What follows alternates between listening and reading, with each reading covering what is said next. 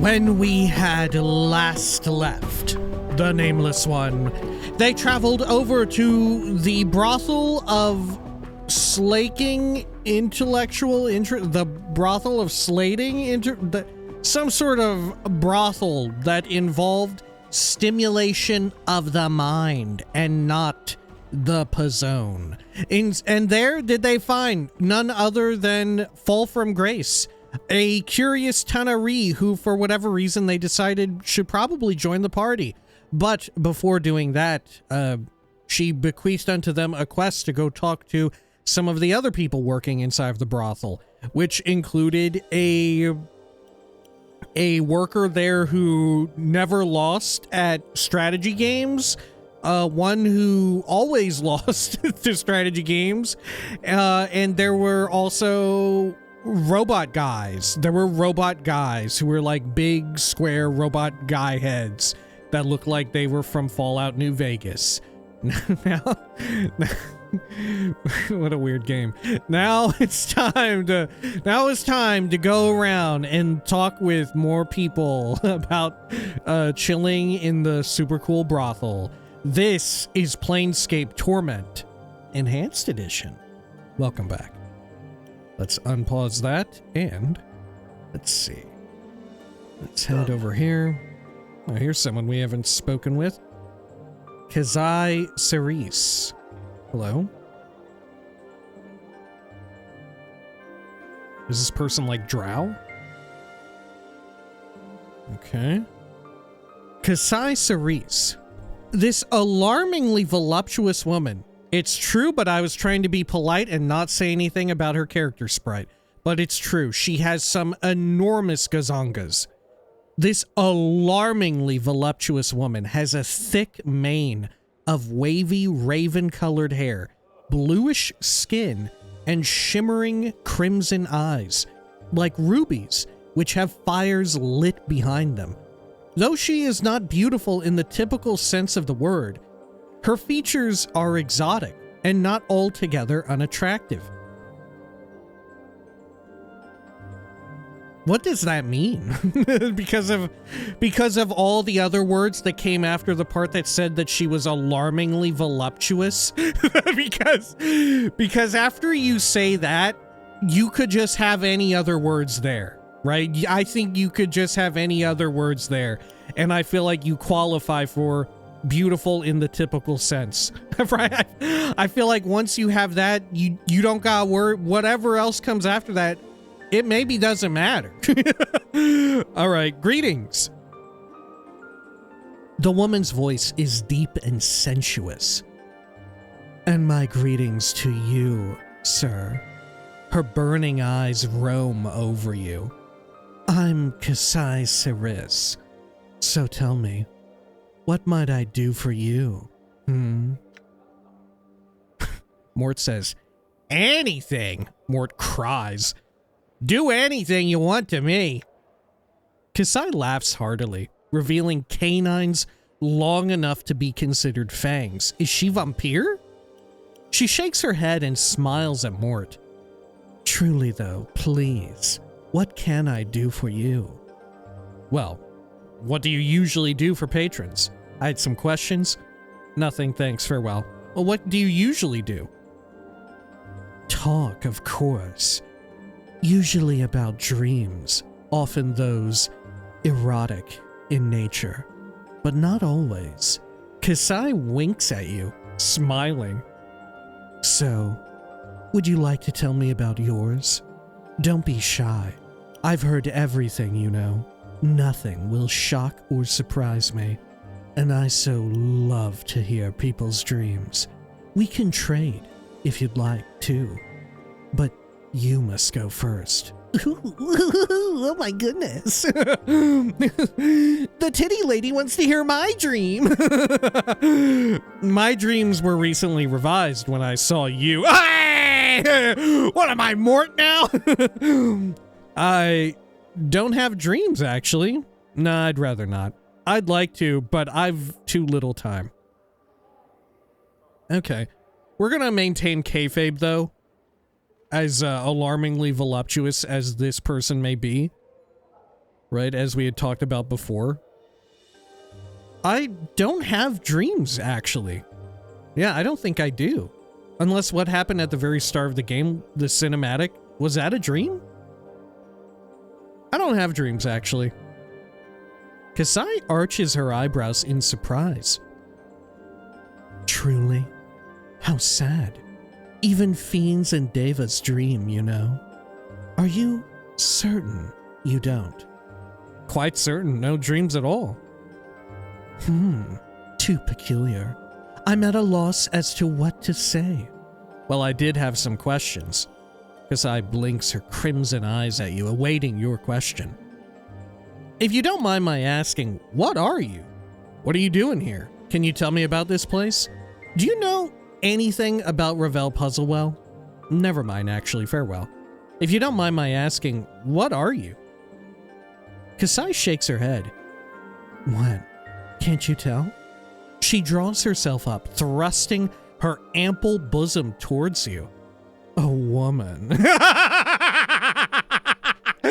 Shit. What the fuck is this? Am I in fucking Austin Powers or what? She raises an eyebrow. I can see my answer doesn't please you. I'm plain touched, actually. Like your friend here? Kasai indicates Anna. That's all you need to know. I had another question. What are you doing here? Entertaining your questions, it seems. She winks at you. Really, though, I'm a student of Mistress Grace's. All the prostitutes in the brothel are. A student? That's right. The brothel is actually a school for women who are thinking of becoming sensates.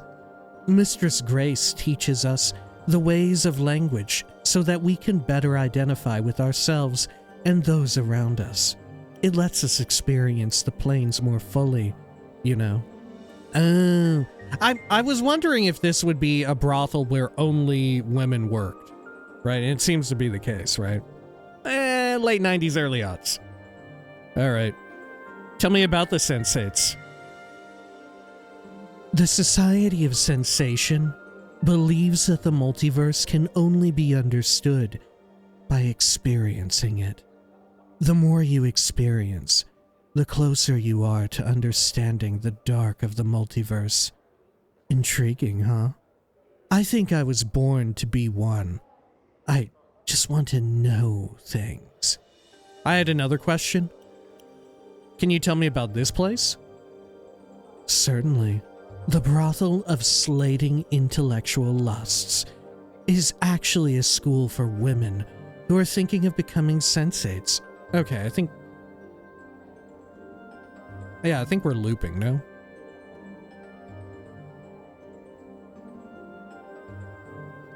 Yeah, okay, I think. Another question. Do you know anything about Ravel Puzzlewell? No, nothing. Are you sure? You seem suddenly upset. She narrows her red eyes at you. Of course I'm sure. Don't ask me of her again. Okay, very well. Never mind. I didn't have anything else. Goodbye. I'm gone. Oh, that was strange. How about you, Vivian? Oh wait, didn't I talk to her? Or maybe not. Yeah, maybe not. This tall, elegant woman with her sharp features and regal demeanor is a striking example of aristocratic beauty. Her clothes appear to be spun of silver thread, and a small file dangles from her necklace. She is perfumed with an exotic, erotic scent that seems to draw you towards her. Greetings. She looks you over, arching an eyebrow with what you sense to be disdain. Greetings. My name is Vivian. Am I to presume I'm being summoned? No, I just had some questions. She nods imperiously. Go on then. What are you doing here? What's that incredible smell? What's that file you've got on your necklace? Can you tell me about this place? Do you know anything about Ravel Puzzlewell? Never mind, farewell. We'll start from the top. What are you doing here? Aside from my work as a student here, I'm looking for something, actually. You would not happen to have smelled it, would you? A student? Vivian nods, looking vaguely bored. That is correct. Mistress Grace tutors us in the art of language and conversation, the ability to affect another with one's words, and to gain new insights into both them and ourselves. All the prostitutes here are such students. You asked if I had smelled something? Yeah, you know, whoever smelt it dealt it. And I don't know, maybe in this game, it seems like we've dealt a lot. Yes, I have a particular scent that seems to have gone wandering. 'Tis somewhat difficult to keep in one place. I hope that someone did not take it by accident, though you never know. With the ladies around here. She frowns. So, by any chance, have you smelled it somewhere? You smell quite nice right now, you know. How can a scent go wandering? I don't think I've smelled it. How can a scent go wandering? Vivian shakes her head. I'd meant to infer that it had been taken. I don't know. In this fucked up nightmare of a world, it could have happened, right? I don't know. Wild shit happens all the time. Maybe you got up and walked away. That wouldn't surprise me at this point. I'm ready for anything to happen. A fucking giant head was a part of a wall in a part of the city, and it was pregnant and it gave birth to another part of the city, right? I feel like after that, a smell moving away of its own accord is nothing. You know, like, oh, big, you got me, I guess. Oh, I guess I'm the weird one here. What the fuck are you talking about, Vivian? You're the fucking weird one. Vivian shakes her head. I'd meant to infer that it had been taken. The ladies here are a bit jealous at times, and have been known to take my various perfumes for themselves. This time, though, someone has absconded with my own personal scent. I worked on that scent, perfected it, and now, poof, 'tis gone. I need not bear such annoyances. Vivian stomps her feet. I want that scent back, and I want it now. How would you know if you found it? I can help. Let me ask you about something else. Good luck finding it, farewell. How would you know if you found it? You would know it by smell, I assure you. 'Tis quite striking, especially to men. Okay, I can help you. Vivian seems dubious. Are you certain? I do not wish to impose. No imposition. I'm pleased to help such a lovely woman as yourself. Oh, no imposition. I expect a reward. If you doubt, then perhaps I can't help you. Okay, yeah, sure. I'm pleased to help such a lovely woman as yourself. Updated my journal. Anna didn't like that. Anna mumbles something angrily. You catch the words, piking an idjit stick. Vivian smiles and nods to you. You're too kind. Very well. If you run across it, please let me know. I'm somewhat anxious to get it back.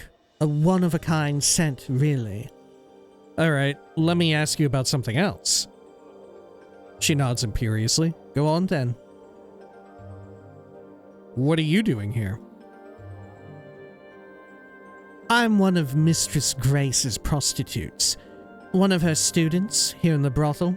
I'm working to get myself into the Sensate faction, and my family recommended this establishment as one means by which I could examine my inner self to see if I wish to join. Tell me about the Sensate faction? Vivian sighs. You may wish to ask Fall from Grace, or better yet, someone at the Civic Fest Hall about the Sensates. They would be happy to speak with you, I'm certain. I had another question. Can you tell me about this place? Mistress Grace's brothel.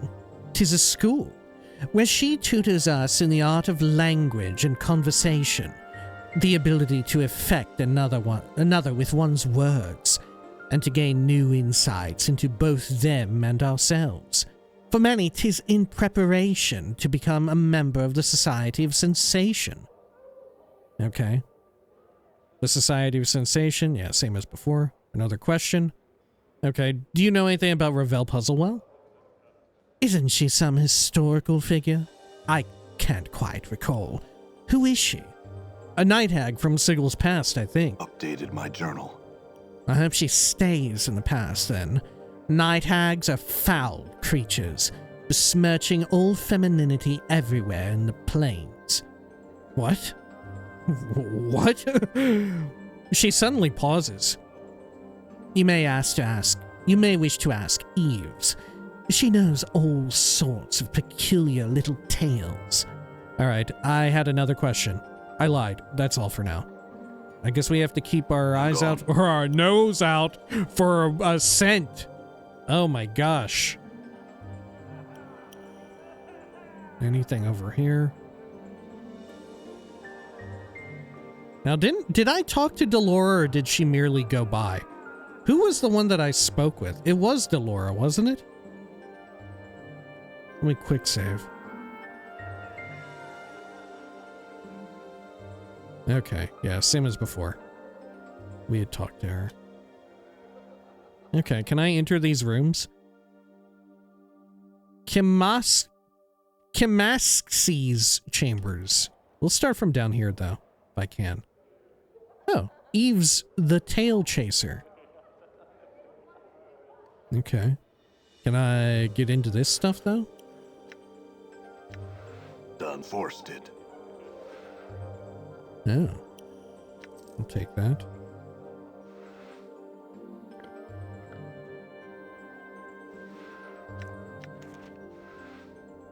Handkerchief.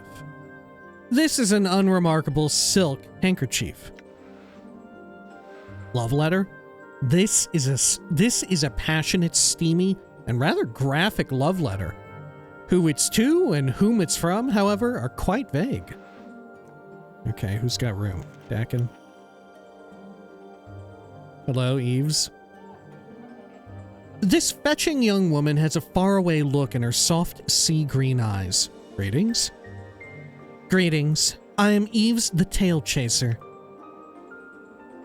What a coincidence. I, too, chase tails. Eves continues, unperturbed.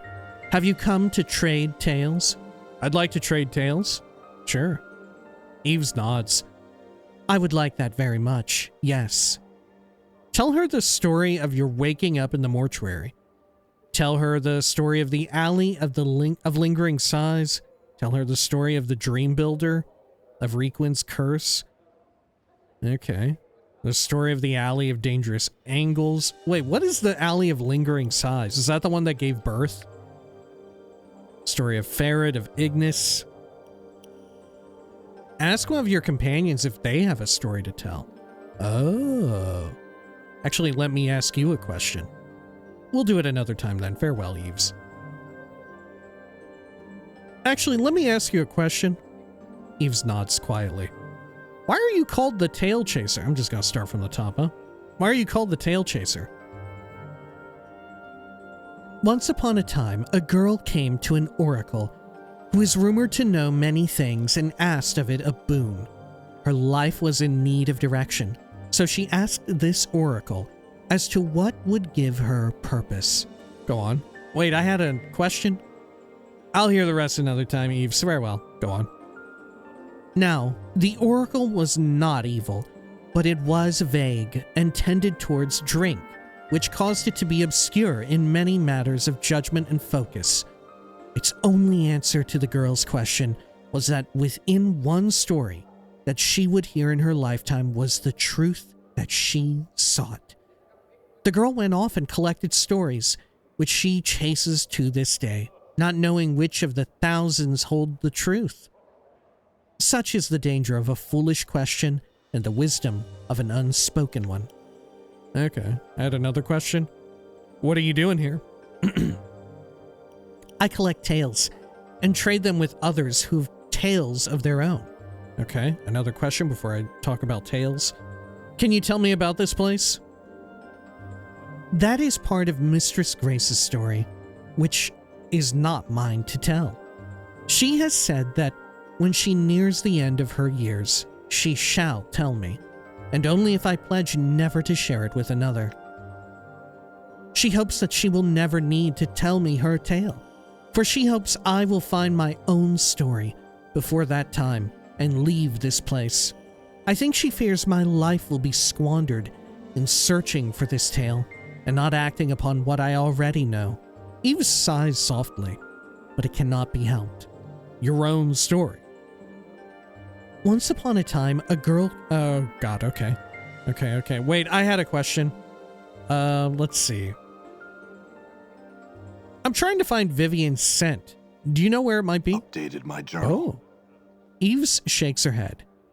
Speak with Nenny. She is forever pacing about, observing everything intently. Okay. Another question. Do you know anything about Ravel Puzzlewell? The tale of Ravel Puzzlewell, frightener of children, begins and ends with a question. What can change the nature of a man? Okay. Go on. Many were the times she posed this riddle to those who approached her, those who sought to glean from her the strange magics that she alone seemed to possess. All attempted to answer her query, but to no avail, and they found the price of their wrong answer to be some horrible fate, always more terrible than the last victims. To recount their various torments would be to speak of things that nightmares are woven from. Go on. The tale strikes me in this way. Ravel herself knew not the answer to this question, but she lusted for such an answer. Only the why of the matter remained in question. Why did the nature of a man matter to one of the Grey sisters, especially to one of such power as Ravel? Go on. It is said that she put the question to the Lady of Pain, not directly, but shouted it to Sigil itself, daring for the lady to answer. When no reply was forthcoming, she wove terrible magics that threatened to open the cage and let the fury of the plains roll in like a wave. Huh. Okay, go on. She received no answer other than banishment. To this day, no one knows the answer to Ravel's question. And now, there's no one to petition, for Ravel herself is gone, lost to the plains. I had another question. My journal. Wait, there is more. Though my tale ends with Ravel's demise, there are some that claim the hag still lives. There is a silent prostitute here who once talked of such things, but she speaks no longer. If she would speak to you, she might tell you more of Ravel. What else can you tell me of this silent prostitute? Updated my journal. Yeah, the silent prostitute was my favorite level in Halo Combat Evolved. It's terrible. Echo? Eves frowns, thinking. I once heard of a tale. Heard a tale of a girl who knew the word that, if spoken, would undo the multiverse. Perhaps this is Echo. Ask Delora, though. I understand that she sometimes meets with one who knew Echo before she had stopped speaking. I had another question. Eves nods quietly. Okay. Nope. Alright, let's see if we can trade a tale. Let me ask companions if they have a story to tell. Eves awaits her story patiently. Ooh. Yeah, let's hear if Mort has something. Because Mort has been very hush-hush. Mort, do you have a story to trade? Me? Why do I have to tell a story? Forget it then. Just tell a story, Mort. Just tell a story. Fine, fine. An elderly man was sitting alone on a dark path, right? He wasn't certain of which direction to go, and he'd forgotten both where he was traveling to and who he was. He'd sat down for a moment to rest his weary legs, and suddenly looked up to see an elderly woman before him. She grinned toothlessly, and with a cackle spoke. Now your third wish. What will it be? Go on, Mort. Third wish. The man was baffled. How can it be a third wish if I haven't had a first and second wish? You've already had 2 wishes already, the hag said. But your second wish was for me to return everything to the way it was before you had made your first wish. That's why you remember nothing. Because everything is the way it was before you made any wishes. She cackled at the poor Burke. So it is that you have 1 wish left. Go on. All right, said the man. I don't believe this, but there's no harm in wishing. I wish to know who I am. Funny, said the old woman as she granted his wish and disappeared forever. That was your first wish. Eve smiles. An interesting tale, Mort. And now, I've one for you and your companion. The Fiend's Game. Okay. Do you think this tale from Mort is describing Mort or myself? Or is it truly just a tale? I feel like it's one of the two of us. You know?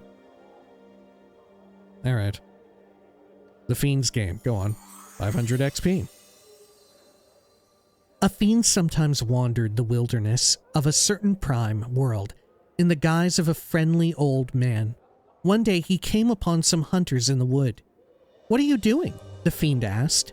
The hunters told him and the fiend nodded. I've never been on a hunt before. The hunters invited the old man to come along, and the group eventually came upon a glade where several deer were grazing. The hunters carried crossbows but did not fire, and the fiend asked them why. They are unarmed, the hunters chuckled, patting their crossbows. We hunt nothing that does not have the ability to defend itself. After all, where is the sport in that? The fiend nodded at this and promptly gated in 3 of his fellows. The hunters led them on a merry chase, but eventually they were caught and eaten. Okay. I have another tale to share with you. Let's question our companions. Okay, so everyone just has one. Anna, do you have a story to trade? I'm not good at telling such things, I'm not. She frowns and waves her hands as if trying to shoo away the idea. Don't be asking me for such nonsense now. Eve smiles at Anna. But I would very much like to hear your story. Just tell the story already, Anna. Please share your story, Anna. Please share your story. Come on already, fiendling. You already have one tale you won't part with. Anna looks uncomfortable, her tail lashing slowly back and forth. Well, I know one story. Sorry. She suddenly becomes angry, glaring at Eves. But you might not like it, you won't. So don't be blaming me for your choking it out of me. Go ahead, Anna. Wait, I've a tale to share with you, Eves. Go ahead. Anna scowls, then finally relents with an exasperated sigh. I heard a story when I was a wee lass. This Burke's walking home real late, near Antipeak, and passes an old toothless crone in a dark and otherwise empty street. Where you going? She asks him. Home to me wife and kip, he says. Near the slags? She asks him. Sure enough, he says. So she asks him a favor, to take a box she's got to Debtor's Pit and give it to the woman there. Now, this Burke's a real sap. Too nice to say no despite the fact he's sure something's not right about this old crone, and agrees. But what's the woman's name? He asks. Where does she live? Where should I look for her if she's not by Debtor's Pit? The woman hands him the box, a wooden thing wrapped in colored cloth, and tells him to just go and she'll be there. Finally, she warns him, and whatever you does, do not open the box. So he takes it home with him and hides it in the rafters, thinking he'll bring it by Debtor's Pit when it's lights out. His wife, though seeing him hiding the box gets right jealous, thinking it's a gift for her for a lover or something, and opens it up as soon as he's not looking. Well, turns out the box was full of gouged out eyes and severed male members with the hair still on them. What the fuck? Her scream brought the Burke running. He remembered what the crone said, got right scared, and wrapped the box back up. He went out straight to Debtor's Pit, and sure enough, there was another old hag waiting there for him. He hands her the box, and she says to him, "This box has been opened and looked into." Go on. The poor Burke tries to deny it, but she gets this dreadful look on her face. "You've done something horrible," she tells him, then disappears. That done, he hurries back to his kip. He's feeling ill when he gets back and takes to bed. His wife bitterly regretted opening the box and all, but it was too late. The next day he died of a rotten disease, and the first things to go was his eyes and stem. Anna nods grimly, her tale complete. What the fuck? Eve smiles. That was a wonderful tale, Anna. You should never hesitate to share it. I don't know, maybe she should hesitate. Now I've one for you and your companion. The Parched Land. Okay, go on. Once a large village was struck by a terrible drought. A farmer journeyed to the worshipping stone, and again implored it as to the cause of the drought. He asked the stone why it did nothing when the fields were parched and dying, why the animals and the people suffered while the stone did not a thing. "Have we not given enough offerings?" the farmer asked, begging almost upon his hands and knees. But the stone did not respond. It merely sat and cast its shadow. No, that's it. That's the tale? That's hardly a tale. Okay, I have another tale to share with you. All right, Dakin. We should have had Ignis here for this at least. Okay. Ask one of your companions if they have a story to tell. Oh, you know what? We should have brought Ignis over too. To, the tree guy. Did I bring Anna over there? Did I bring Anna to the tree guy? You know, that said, I feel like maybe if I brought Ignis over to the tree guy, something bad may have happened. Right, maybe that wouldn't have gone well. Okay, Dakin, do you have a story to trade? Dakin nods solemnly. I shall impart the tale of Ak Ali drowning. Dakin tells the story of Ak Ali, a foolish Githzerai of myth who had become lost in the chaos of limbo. Normally, a single Githzerai may use their focus and mental discipline to form the chaos around them into a small, habitable environment. Ak Ali, however, asked so many useless and unfocused questions in her quest to return home that her isle of matter dissolved around her, and she drowned. Oh, okay. Dakin's tale is not told by Dakin, it's narrated to us. Eve smiles. Fascinating, Dakin. Let me share with you and your companion another version of your tale that I have heard. Oh, I guess that's why. Dakin looks attentive and perhaps a little surprised. Go on, Eves. Eves goes on to tell a different version of Dakin's tale, in which Ak Ali was driven from the Githzerai city of Shrakut-Lor for her constant, useless prattling. One day she encountered a Sladi on his way to the spawning stone. She hastily erected a wall of chaos matter, which even the ravenous Sladi found difficult to break down. Hungrily it waited and spoke to her through the wall. She asked it questions, and As she became more absorbed in her pointless queries and the slatty's answers, her own wall decayed and collapsed upon her, and thus she drowned in the matter of limbo. How was this different?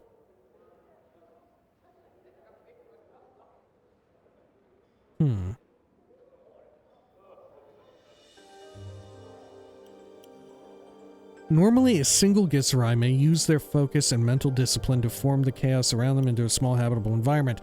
Akali, however, asked so many useless and unfocused questions in her quest to return home that her Isle of Matter dissolved around her and she drowned.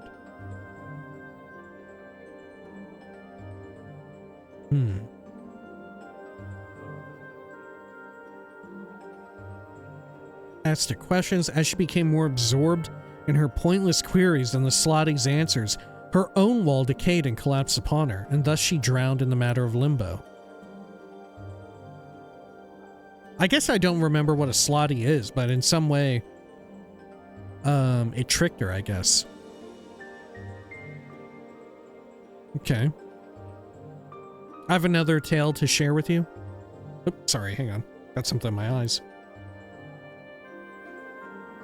Oh my gosh, I'm just so moved by the tales. Ugh, I'm like tearing up. I'm crying. My God. It's this music too. Oh my gosh. Sorry. Let's see. Tell her the story of your waking up in the mortuary. I guess we'll start from the top. Is there a story I don't want to tell? Okay. I'll tell her the story of waking up in the mortuary. Eves leans forward as you tell the tale of your awakening in the Dustman's mortuary. She seems to devour your every word. As you finish, she smiles at you. I shall remember this tale. I too will tell a tale of the Dustman, chapters of dust. Go on. There are chapters in the Dead Book, the massive tome which the Dustmen keep, that records the passing of all that lives into the eternal boundary. In this book, there are chapters that are naught but dust, and it is believed that the names therein are lost souls who cannot die, but must suffer life eternally until history itself dies and grants them release. Oh, well, I hope you're not implying that's my ordeal. Alright, I have another tale to share with you. I don't know, what's it mean for history to die? Maybe that wouldn't be too bad. Maybe, what's it mean for history to die? For history to be erased, or for no one to exist any longer to, what would you say, to like write down and log history itself as it's happening? Maybe? Tell her the story of the Alley of Lingering Sighs. Which one was this? Was this the pregnant one? Oh yeah, it is. Okay, birth. Eves leans forward as you tell the tale of the alley giving birth. She seems to devour your every word. As you finish, she smiles at you. I shall remember this tale, and now I have one for you. Before I begin, I must ask, do you know what a modron is? I kind of do now. Yes? Then I shall tell you the tale of the clock and the quadrone. Okay. Once upon a time, there existed a modron. It was newly created, its logic fresh and untested, and it had come to Sigil, following the commands of its modron superiors. Go on. It knew nothing. It knew of nothing but commands and dictates, of obedience and passing along the orders of its superiors.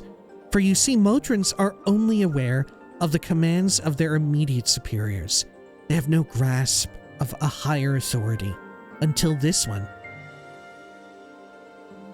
One day, it came upon a small shop, within which there was a small clock that could no longer tell time. It was cracked along the edges, the wheels of its hands broken.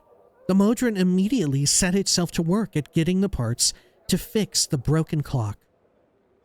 It made a new wooden housing for the clock's parts, replaced the bent springs, carefully filed and oiled the clockwork machinery, and carved new hands from the sparse metal available to it. The newly repaired clock's precise ticking reminded it of the great gears of Mechanus and it comforted as much as anything may comfort a Modron. And what the Modron never came to understand was that it truly loved this clock that it had worked on, and for reasons it could not explain, elected to remain in Sigil and be with the clock for the rest of its years. Okay. I guess that makes sense in some way. Sure. Another tale to share with you? Well, I haven't really had this tale reach its own conclusion, but I'll tell you the story of the Dream Builder. Eves leans forward as you tell the tale of a man who lost his ability to dream and commissioned the construction of a device that would allow him to dream once more. She seems to devour your every word. As you finish, she smiles at you. I shall remember this tale. And now I have one for you. The Beekeeper's Tale. Oh, so the Dream Builder is very literal in its naming, right? I've only just put two and two together. That I don't have dreams and that I commissioned a Dream Builder. I thought that this was some like higher concept of a name, but the name is very like, what would you call it? Practical? It's very like straightforward. Okay. And now I have one for you, the Beekeeper's Tale. Okay, tell me about the Beekeeper. Once upon a time, a man came into a field of hives. Upon this field, he had seen thousands of bees, but there was not a single bee to be seen. Amongst the hives walked a beekeeper who was extracting the honeycomb from the apparently empty hives. Yet despite the lack of insects, the drone continued. The man was mystified. He made to speak with the beekeeper, who lifted his hood to reveal a creature made entirely of bees. A mouth-shaped depression formed in the mass of insects, which made up the thing's face. The depression moved as the creature spoke, but the drone was such that its words could not be understood. The man died at that moment, trying to understand what the beekeeper said. What the fuck?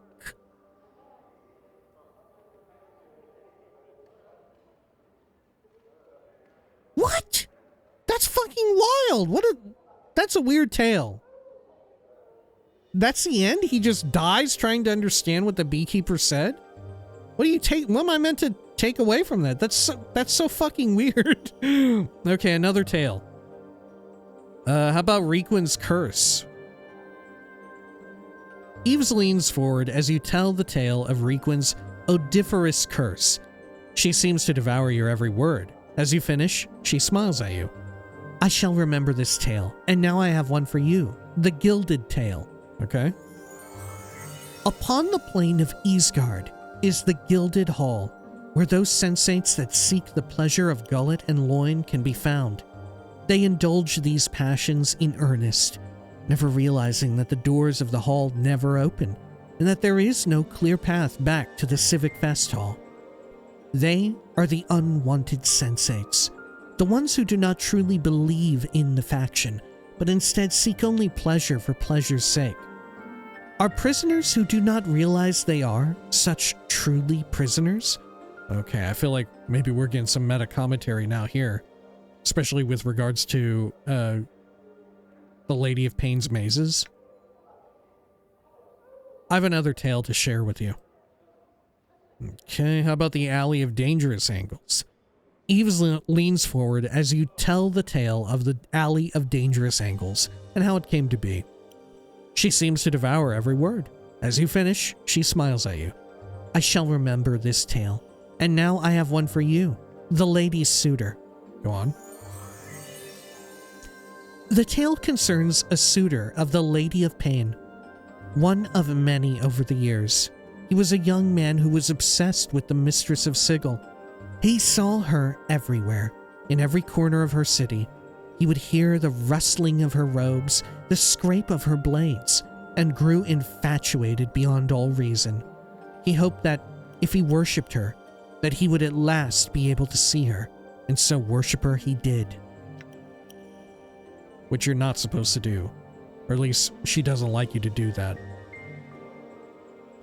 He was found dead on the blood-soaked steps of his own home. grievous stab wounds covering the whole of his body, but his eyes were open wide, and upon his lips was a triumphant smile. Jeez, okay. I have another tale to share. Let's share the story of Farid. Eves leans forward as you tell the tale of the fall of Farid. She seems to devour every word. As you finish, she smiles at you. I shall remember this tale, and now I have one for you. Well, she hasn't said it yet. Go on. Once came a man who had experienced the most beautiful thing in the multiverse. It was his intention to place the experience within one of the Civic Fest Hall's sensory stones, magical devices which held feelings and memories for an eternity, leaving them for others to partake of. But he thought about it. Wouldn't its being shared dilute the experience? Dude, he's gatekeeping. He's gatekeeping a cool time. So he held it to himself, precious thing that it was, and aged with the memory. But as he aged, the memory became tarnished and beaten, and he could no longer recall the glory of the experience. I have another tale to share. And of Ignis. Eves leans forward as you tell the tale of Ignis and the art that burned within him. She seems to devour your every word. As you finish, she smiles at you. I shall remember this tale, and now I have one for you, the execution. Go on. Once a murderer roamed Sigel's streets, a black-hearted man by the name of Cossacks. He had been blessed by his abyssal mother so that no one could strike him with an intent to harm, or they themselves would die. He reveled in his blessing, using it to start fights and murder anyone who crossed his path. Go on. During one of his murderous rages, he was captured by the Harmonium with nets and brought before the governors. The trial was short, final, yet Cossacks laughed at the proceedings, knowing that no one among them could harm him without dying horribly. At the final day of his trial, he was proclaimed guilty and sentenced to death. Cossack's sentence proclaimed by the governors was this: confinement for thrice 30 days, during which time you shall give up your life, be declared dead, and your body removed when all signs of life cease. Cossacks laughed and dared any of them to try and harm him, yet the court was silent. The mercy killers led Cossacks to their prison and locked him in a dark, empty cell. There was no cot, no lights, and the only door was a steel grate in the ceiling.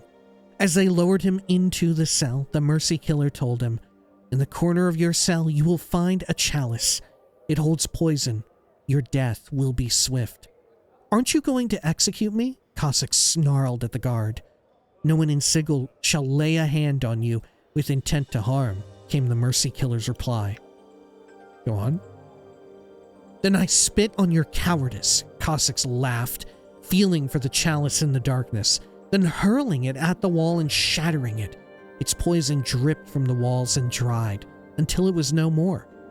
"Come then, you will have to try and kill me now." But there was no response from the grate in the ceiling. It was then that Cossacks noticed the cell had no cot, no lights, no food and water. All that remained was the shattered chalice, the poison gone, and for the first time, Cossacks knew the icy touch of death's approach. In twice 30 days, the grate opened, and Cossack's body, now cold, was taken from the cell. It had given up its life, and the execution had been carried out.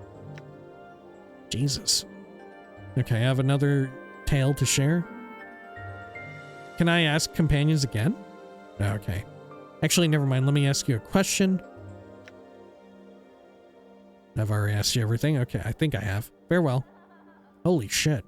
What a bunch of tales. Done. Okay. Dude, I can't help but wonder if this, right? I'm starting to feel a little bit sleepy playing the game, and I can't help but wonder, is this music actually like making me sleepy? Right? This is like a very gentle, like mysterious kind of, but also kind of relaxing song. And I wonder, is it actually too relaxing? Cause like during some of her tales, I find myself like kind of like getting a little, what would you call it? Like a little hazy, I guess. I'm like, am I tired like IRL? Or is it a combination of like, this music is very relaxing and chill to me, right? and in conjunction with the reading, it's like, it's trying to actively put me to sleep. You know what else it reminds me of, this music here? This is like the most I've ever talked about the music in the entire game so far, aside from like combat music. But it reminds me so much of this anime. It reminds me so much of this really good anime. At least the first season that I had seen. I think there's a second one, but I wholeheartedly recommend it. Even if you do not like anime generally, which I am such a person who generally does not like anime. I tend to like the ones that when I was really big in anime, I liked like slice of life. But this I think holds up on its own, and it is called Mushishi, and it's about this guy who like is some sort of like nature path or something in this fantastical world. Say a few words to me, Fiendling. Oh my god, it's a good thing I got caught up in my own bullshit here, because apparently they're talking. But, this guy who lives in, like, this fantastical world with these little, like, creatures that, in some way, kind of are reminiscent of Planescape Torment, in that, like, they have different, like, aspects to them and kind of react to humanity. Not just, like, in a physical way, but, like, in a more, like, metaphysical way, I guess. But it's super fascinating, and I don't know. There's parts of it that are very heartwarming, and other parts that are like a little like spooky and harrowing. It's very fun. It's very fun. I highly recommend it. Right? If you don't like anime, it's a great anime. Right? I don't know how it feels, like how it pops off if you do actively enjoy like an anime, right? Like if you're watching like hundreds of episodes of like One Piece or something, which I hear is good, but I'm just not an anime guy. But I don't know, maybe it doesn't hit quite right, you know. But I really liked it. I really liked the first season or whatever of it. And this music I feel like would totally play there. Anyway, Mort's talking to Anna. Oh, aye, it could. Hurt you, that is. Are they gonna like get it on? Are they gonna bang? Since I opted not to? Since I turned down Anna, are they gonna bang? Okay. How about you? Kimashi Addertongue. The wild-looking tiefling girl meets your gaze with an angry scowl. Look at her, her legs. She's got, God, what are they called? What are they called? They're called, like, digitigrade legs or something. I learned this from... I learned this online from a kind furry, right?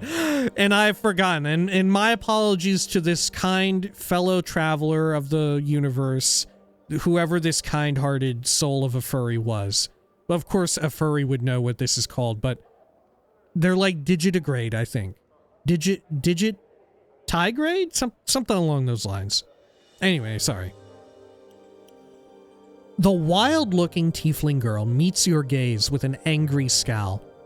Her tattooed body is practically naked. Hey, you're like me, covered by only a narrow thong. Yeah, you're just like me.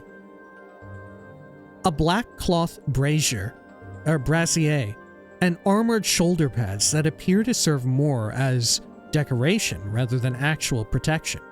Her spiked hair, as well as the thin fur that covers her goat-like legs, is brassy white, and numerous silver rings dangle from her ears, nostrils, lips, and brow.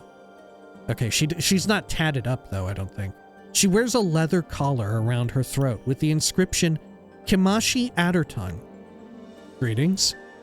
Kimashi bares her teeth at you. And just what are you looking at, you banged up sod? My friend thought you were attractive, but whoa! Was he ever horribly mistaken? She sneers at Mort, then looks below him, where a body would normally be. Sharp tongue for a stemless deader. I think that we're learning what a stem and stemless means here in this universe. All right, that's enough, you two. Sure, Chief, whatever. What a witch, huh? Mort humphs, then waggles his eyebrows. I like that. I'm sure you do, Mort, but I need to talk to her. Okay. Oh, we're gonna get a new insult here. The tiefling rolls her eyes. And what makes you think I care? Why don't you lick my backside? My tongue's not wide enough and I don't like hair in my mouth. That's enough of you for me. Farewell. She rolls her eyes. Pike off then. Okay, hang on. We need to reload that and actually get her to insult Mort. Okay. Greetings. Okay, let them keep at it. Like I'd let mine anywhere near if I had one. What, did you hear the word brothel and think you were gonna make some jink here, you flea-bitten gutter whore? Can't believe they even let you in the door. What with all those ticks hopping off your shaggy legs. Let them keep at it. Ticks! It's only annoying the only annoying insect around here is you. She suddenly turns to you. Hey, you here to talk to me or what? Or what? What else can I do with you? Yeah, I'm gonna say that. What did you have in mind, you sodding jawbox? Go ahead, give me a reason to say no to you. What do you usually do for patrons? I'm a practitioner of abuse. Ah, that makes a lot of sense. Alright, what's that mean? I'll show you. Her hand lashes out to slap your face, but you manage to barely dodge the blow. Kimashi pouts visibly, then scowls. Oh well. Aw. Say, can you teach Mort here to be more abusive? I would have thought something half animal would have faster reflexes. Okay, Nameless One. Here's one that's gonna blow your fucking mind, Nameless One. Humans? Human beings? Whatever the fuck we are? Whatever you are? Whatever you used to be before you became immortal? Humans are animals too, brother. Humans, we are a type of animal. Alright. Say, can you teach Mort here to be more abusive? She raises her eyebrows. Now that's an unusual request. I don't know. It seems pretty foul-mouthed already. He seems pretty foul-mouthed, Kimashi Bladderdung. You scruffy, goat-gammed harlot. You wish you had legs like mine, you pitiful wretch of a bone box. I can walk, run, dance. What do you do? Bob around wishing you had a pair? Goats or otherwise. The two of them lay into one another, exchanging barbed, blistering insults and clashing with razor-edged tongues. Wait for it to end. At last, the two stop their bickering, and eerie silence settles over them as they eye one another hatefully. Finally, the tiefling makes a grudging admission to Mort. You're not bad, really. Not bad at all. Better than you, perhaps? Mort waggles his eyebrows at her. Eh? Kimashi narrows her eyes at Mort. Don't push it, skull. New taunts, all right. I won't, tiefling. I will admit, I might have learned a thing or two, though. Good thinking, Chief. Sure thing, Mort. Kimashi turns to you. So was that all you wanted? I'm not spending any more time near you than I have to. Actually, I had some questions. The tiefling rolls her eyes. And what makes you think I care? Why don't you lick my backside? Alright, I guess we're going to entertain this. My tongue's not wide enough, and I don't like hair in my mouth. Well, you seem to like the taste of offal in your mouth, you dung-breathed cretin. Only because it's like kissing you, you mangy stinkpot. Kiss me? She makes a retching sound. I'd rather kiss a bloody mass of phlegm than lay my lips on you. No thanks. Don't thank me. Thank the powers someone actually wants to kiss you. Kamashi looks at a loss for something to say. For an instant, a smile threatens to crack the grimacing mask of her face. Then she becomes more of a basilisk than ever. All right, what do you want of me? Questions answered. She looks annoyed. Fine, whatever. Ask. Who are you? What are you doing here? What can you tell me about the silent prostitute? I'm trying to find Vivian's scent. Do you know where it might be? Do you know anything about Ravel Puzzlewell? Who are you? My name? Uninterested. I can guess yours, though. Scar Bunch, get out of here before I put a fire under your arse. I have another question. What are you doing here? Not you, that's for certain. She smirks at you. I'm contemplating the best way to tell you to pike off. Next. Another question. What can you tell me about the silent prostitute? What? That Echo chit? Don't know anything about her. Don't talk to the girl. I mean, why? Not like she can talk back. Ask Frigid Delora about her. I think I saw her playing Go with an old crush of Echo's, back from when she could talk. I had another question.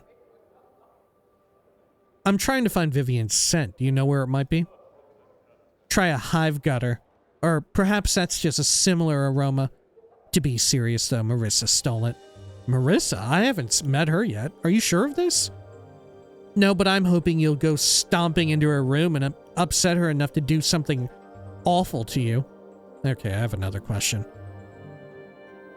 Do you know anything about Ravel Puzzlewell? What would I know about her? I look like a scholar or something to you? Go ask someone more learned. Or Eves. She'll probably have at least one story about her in that pile of tales she carries about in her bone box. Oh, and squat on a halberd while you're at it. I had another question. Okay, never mind. Farewell. I like her. Done. Okay.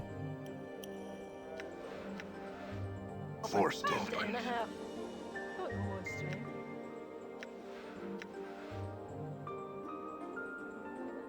Oh, this is already open. Another handkerchief. Unremarkable. Do they stack? They sure do. Weird. A gold earring? Okay.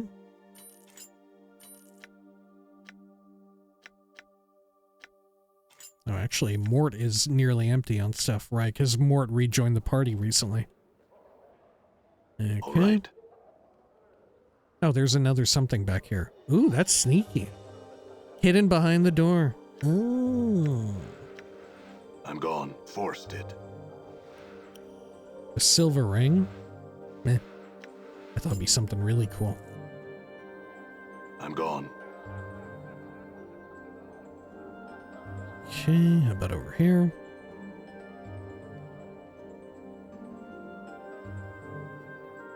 Alrighty. I forced it. Free money. Another handkerchief. And a bunch of nothing. Done. Oops. There we go. All right. Okay, let's check this way. Nobody in this room either. Free money. How about this room? Ooh. Oh, it's Marissa. Okay. I'm gonna look through your stuff real quick. Money. And a silver earring. I'm gone. Hello, Marissa. Squinting at the figure behind the partition, you can barely make out a shapely female form in the darkness. She turns to you, but you can see nothing of her face. Greetings? The figure answers in a voice that is slow and deadly, like a steel dagger drawn across stone. Yes. Come to speak with Marissa, have you? Quite rude of you to enter a darkened room storming behind my partition like so rude and foolhardy. You can hear a faint whispering sound, like a slight breeze or the hissing of serpents. Mort whispers quietly, "Whoa, creepy shit." "My apologies, my lady. I wasn't sure if someone was here." "I have some questions, my lady." "Farewell then, my lady." "I wasn't sure if someone was here." The woman gives a slight humph. "But it would seem that there is someone in this room, wouldn't it? Shall you be on your way then?" "Not just yet. I had some questions." "Ask."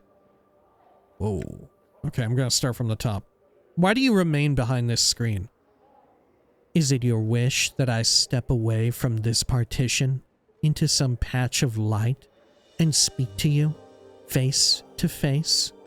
Marissa laughs, and there is the sound of scales sliding on scales. Is she like a Medusa? "Nay, I think not. The darkness suits me, and doubtless suits you as well." "Why is it so dark in here?" "To prevent any unwanted and embarrassing casualties." "Now, what is it that you want?" "I want you to come into the light." "Nay, and the addition of please will not serve to persuade me. Now, what do you want? Surely you did not come all this way to see me." "I do want to see what you look like. I mean, what if I die? What's the worst that'll happen? I'll come back." "You have no such want." "Oh, I do." "What do you look like? The darkness hides us both. Let's make it a game. I'm frightfully bored. Let me guess. Are you a human male?" "Yes, I think so." "No games. I had a question. I don't feel like a game right now. Farewell. I think I'm human. Sort of. I think so." "You think so?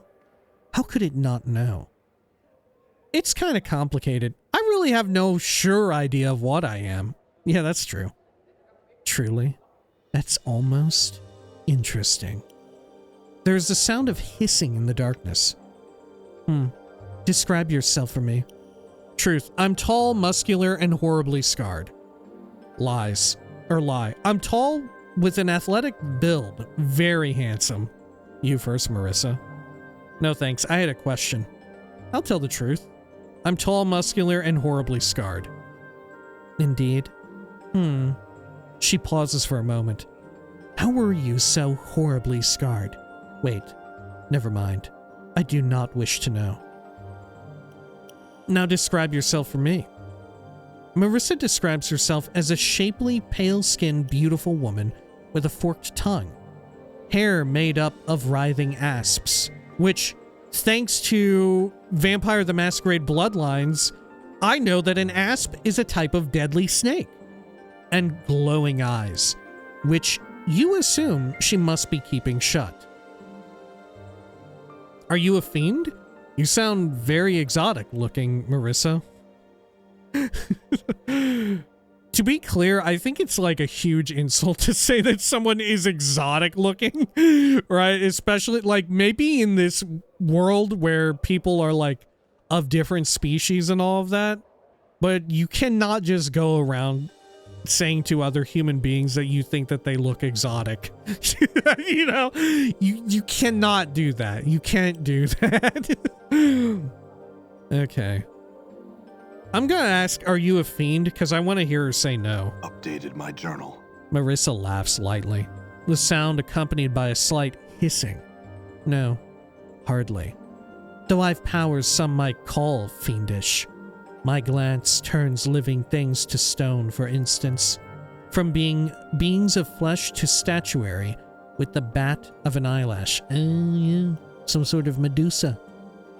"Living things to stone? Could you turn, say, a limb into a statue?" "Would I want a limb to become a statue? Could you turn a limb into a statue?" Updated my journal. "I suppose I could. Had you a limb, and I were inclined to do so. I do have a limb, and I might be so inclined, had I my crimson veil, but I do not know where it is gone. Have you seen it perchance?" No, what's it for? Is it just a normal veil? Marissa sighs quietly. Not quite. It aids me in communication.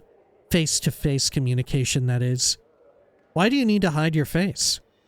Enough with these asinine questions. How tiresomely annoying you are. Now what do you want? Just some questions answered. Ask. What are you doing here? Sitting here with my thoughts, listening to you voice yours. The silence of both of them, literal, then figurative, is deafening. I'm curious to hear your thoughts. Oh, I think not. You would find them most unflattering at this moment. What is it you want? Is she horny for me? Is that what she's saying? She wants to, like, fuck me so fucking wildly? Alright, just some questions answered. Can you tell me about this place? No, I'm not in the mood. I'm sure one of the girls here would be happy to tell you about Mistress Grace's little school for aspiring sensates. Go find one of them. Sensates? Yes, yes, a silly little group devoted to experience and the like. I certainly need not be a sensate to be a sensate. And once I've gotten access to the fest hall and grown tired of its sensoriums, I'll simply move on. Tell me about them, the sensoriums. They are halls where sensations are stored in objects called sensory stones. There are two. A public sensorium in the Civic Fest Hall open to everyone, and a sensate sensorium open only to members of the Society of Sensation Sensates. I had another question.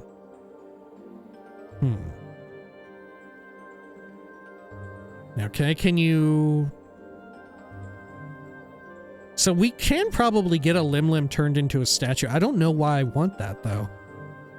Especially my poor little Lim. What can you tell me about the silent prostitute? Yes, Echo. I knew another Echo once, though her name was written differently. I know nothing of this girl, though ask Delora of her. She made friends of an old lover of Echo's, I've heard. Yeah, isn't this Echo spelled like the dolphin? I had another question. I'm trying to find Vivian's scent. Do you know where it might be? No, I've not a clue. Okay, I had another question. You were the one who was, jokingly... I was jokingly told that you took it. Do you know anything about Ravel Puzzlewell? No. Do you?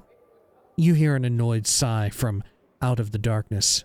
Go ask Eves. She collects many tales and can probably tell you something of use. I had another question? No, I don't think I do. Okay, farewell. I think I got it all. I'm gone. Good. Ooh. Secret door downward? Okay, let's not go in there just yet. We'll hold off on that. We'll stay on this, like, tile. This screen. Okay. The Force did. Money. Earring. Force did. Force did. Okay. Another handkerchief. Silver bracelet.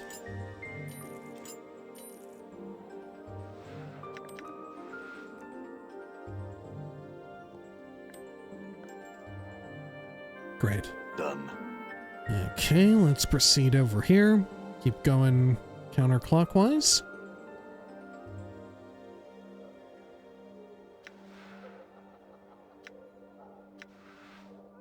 All right. Force did. I don't think I've found a lock in this game that I couldn't just bash open. I wonder if I ever will. I'm gone. Okay, down here.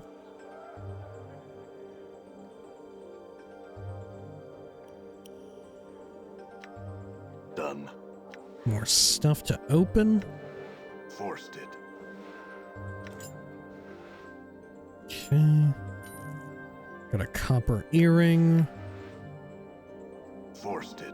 Big chest of drawers, 200 something money. Another handkerchief. Okay. All right.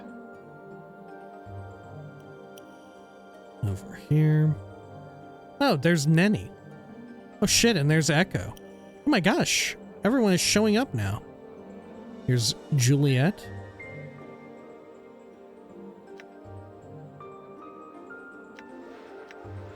I'm gone. Forced it. Gold ring. And nothing there. Hello, Juliet. This dark-haired young woman is staring listlessly off into space, sighing miserably and occasionally picking at the seams of her green velvet gown. It's difficult to discern whether she's depressed or simply bored. Greetings. She gives you only the briefest of glances before staring off into the distance once more. Greetings. Yes, I am named Juliet. How may I... Oh, never thou mind. Leave me be, please. She gives an exasperated sigh. What's wrong? I had some questions first. All right, farewell. What's wrong? Oh, nothing at all. Only that I spend my days gazing into the face of mediocrity, seeing if anything can erase its dreadful, tedious passage. Is your life so tedious? Alas, it is, she sighs, closing her eyes and massaging her temples. Dreadfully boring. Perhaps I could make it less boring for you, my lady. I'm certain I could add some excitement to your life. I see, I had some questions. Maybe I can make it less boring. No. 'Tis kind of thee to offer, though. I am already with a man, sir, and I do love him dearly. 'Tis just that I wish, she taps her finger against her chin, something more of our liaison. Oh, I meant like you travel with me and like, like see all the weird shit in this place. Okay. Is the relationship lacking then? There's a problem with the relationship? There's a problem? Yes, there is a problem, she huffs, in that there are no problems to speak of. Our families took the news of our courtship splendidly. Our siblings love his siblings love my siblings, and our friends think our union to be blessed by the powers themselves.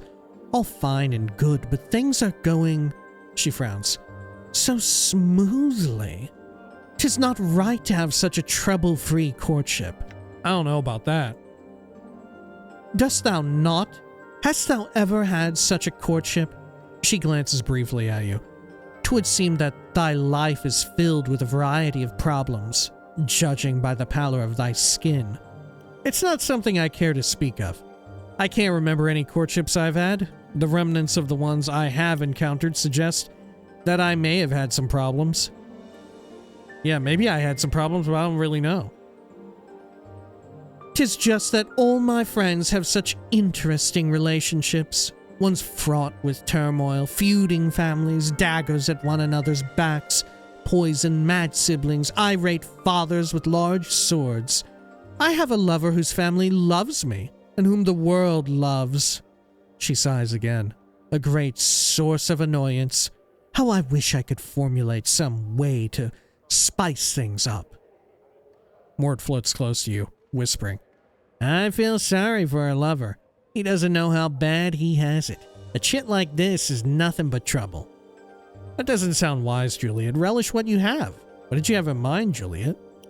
That doesn't sound wise, Juliet. Just relish what you have. Go. If you want drama, read a book or is TV? Does TV exist here? Play a game.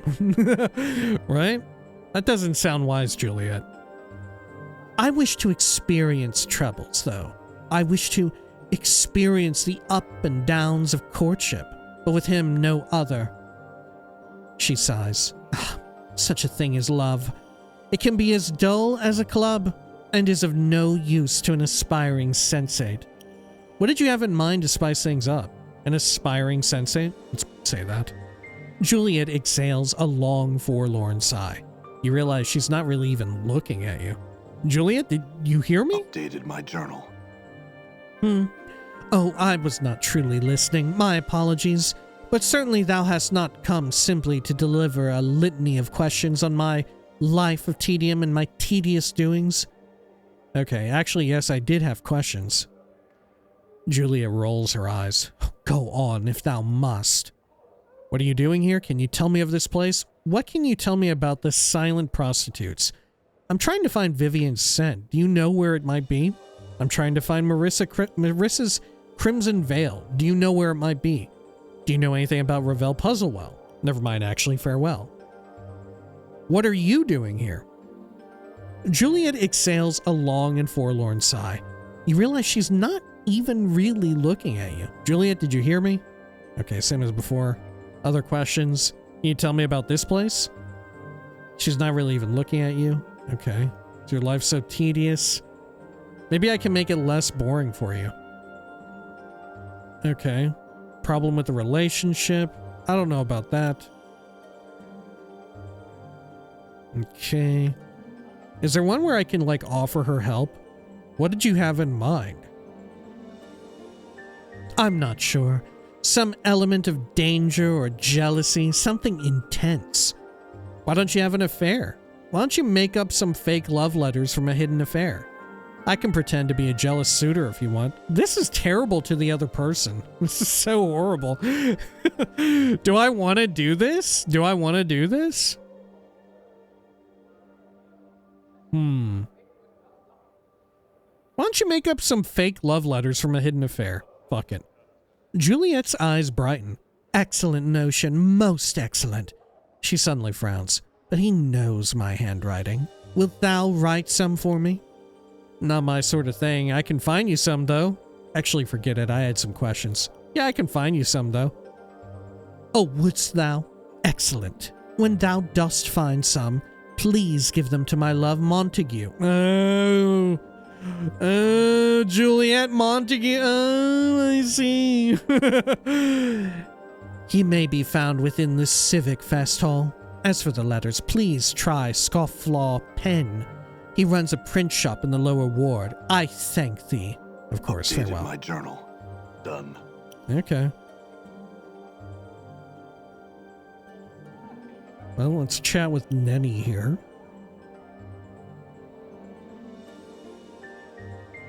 This petite, attractive young woman is smiling blissfully and humming to herself.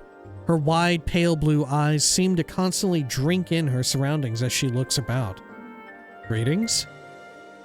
The smiling young woman curtsies gleefully and looks up to you smiling. Well met, good sir. I'm Nenny. And how are you this fine... She suddenly notices your scars and places a gloved hand over her mouth. Oh my!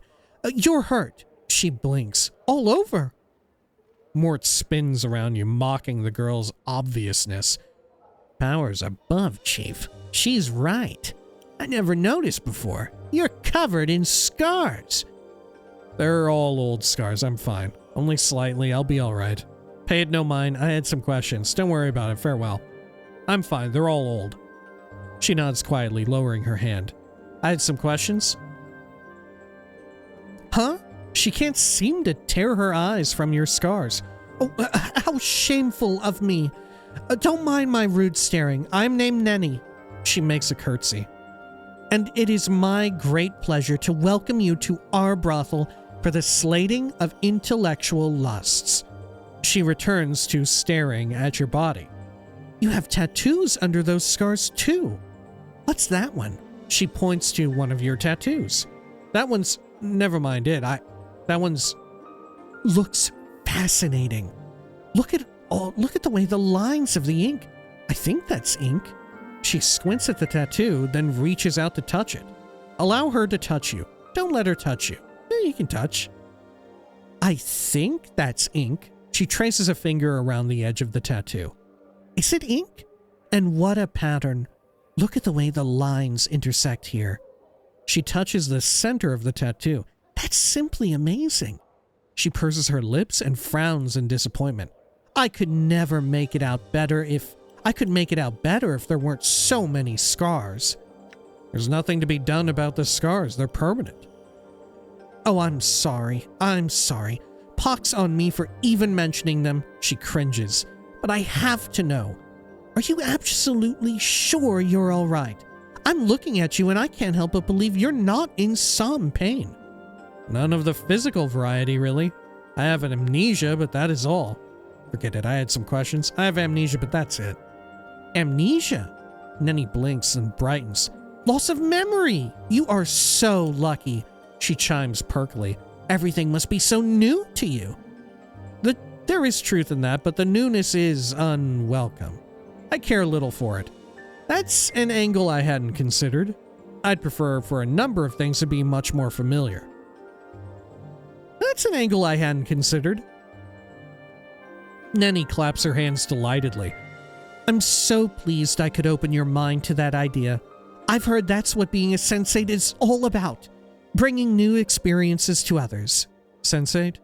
Sensates! Oh, they're so dreamy. They believe that you achieve understanding only through experiencing as much of the multiverse as possible. Taste this, listen to that, feel this, look at that, and there's so much out there. It's such a big place, and that it's difficult to take it all in sometimes. I had some other questions. Please ask, she smiles giddily. What are you doing here?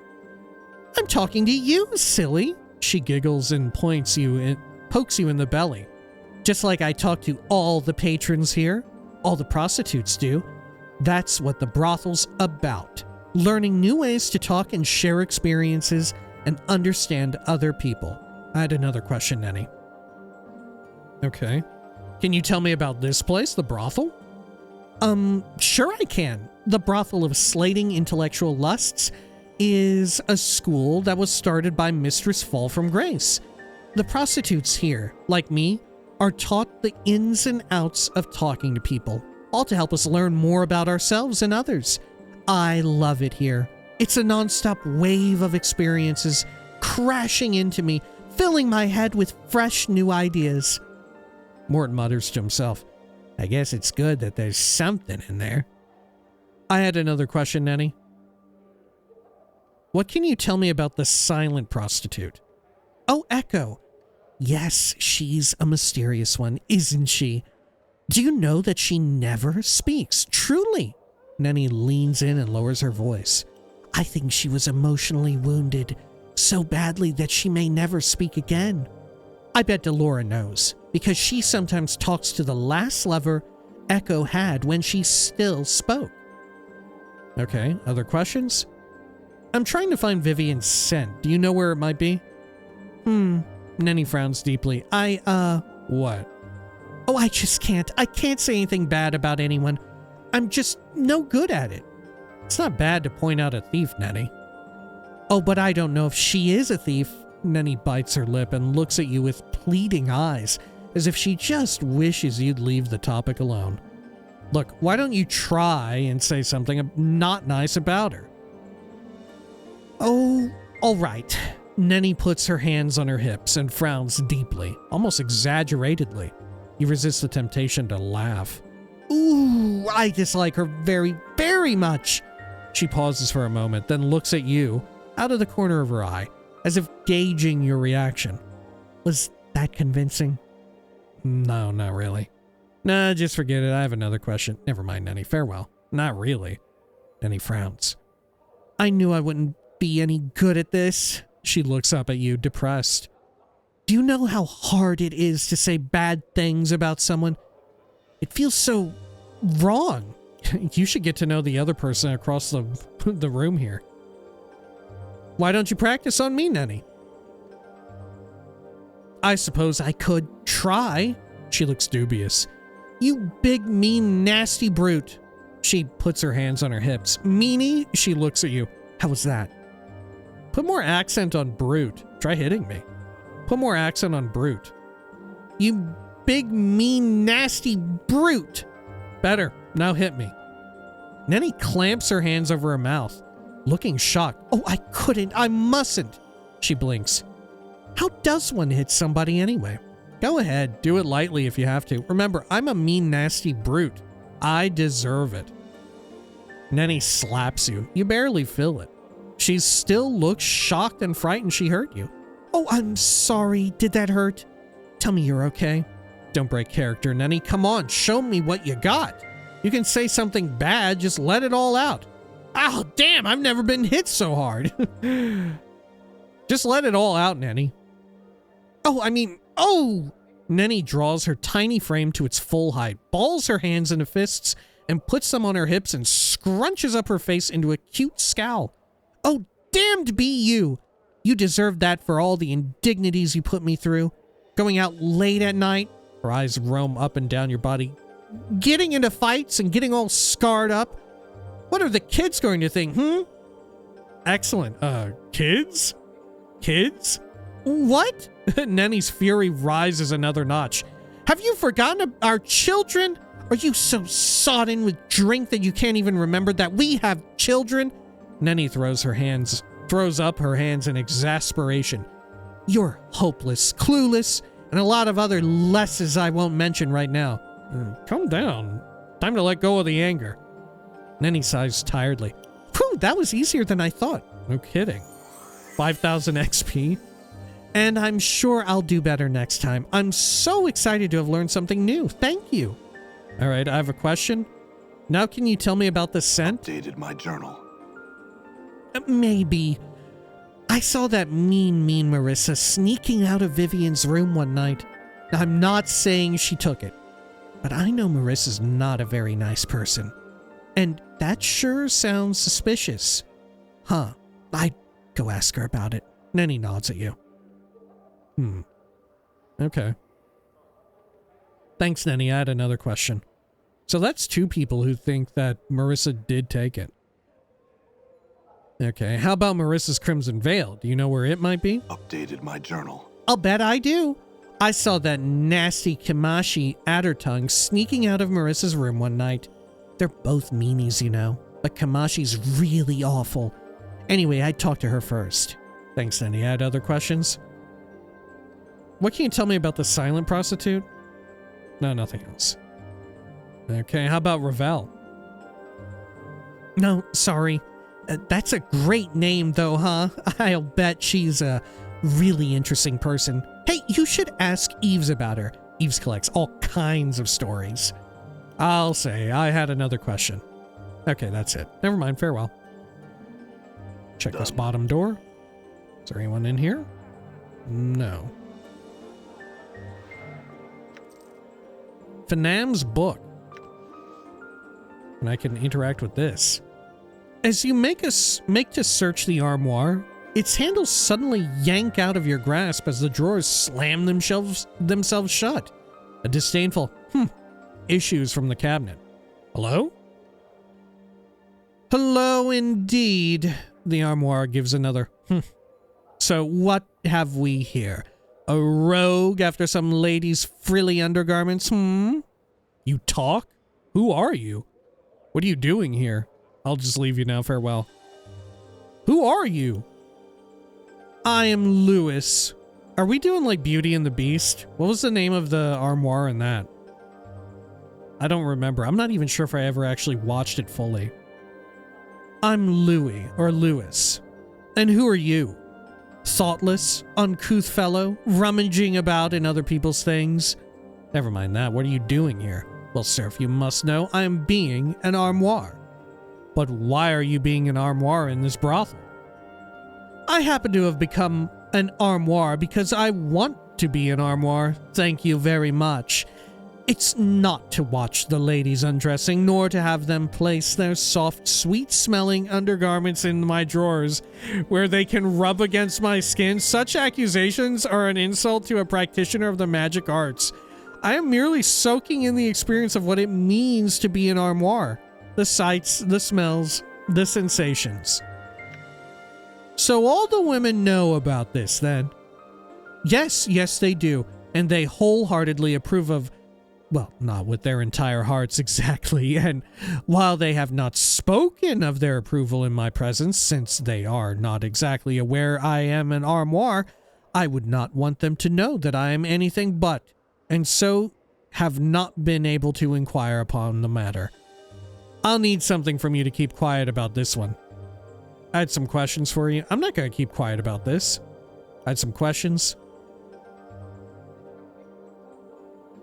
So why are you being an armoire in this brothel? Okay, same as before.